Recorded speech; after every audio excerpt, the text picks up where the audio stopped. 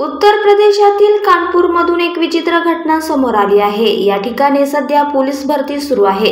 यात एक गरोदर महिला देखील आली होती। विशेष म्हणजे तिने धावण्याच्या चाचणीत भाग घेतला आणि शर्यत सुरू होताच धावू लागली, पण मध्येच ती थांबली आणि तिने पोलीस अधिकाऱ्याकडे 5 महिन्यांची पुन्हा संधी मिळवण्याची परवानगी मागितली। मिळालेल्या माहितीनुसार सध्या कानपूरमध्ये पोलीस भरती सुरू आहे। ही भरती प्रक्रिया 10 फेब्रुवारी पासून सुरू होणार असून 27 पर्यंत चालणार आहे।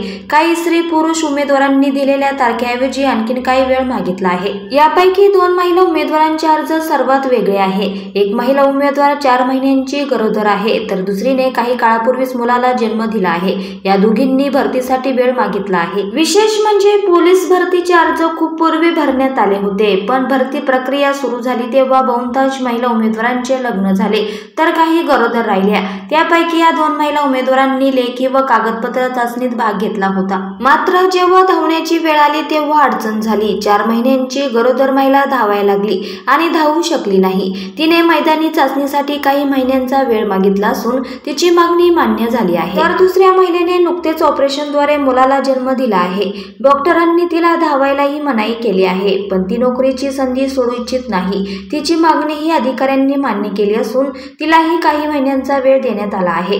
याशिवाय काही उमेदवारांनी शेवटच्या दिवशी चाचणी घेण्याची मागणी केली असून त्यांची मागणीही मंजूर झाली आहे।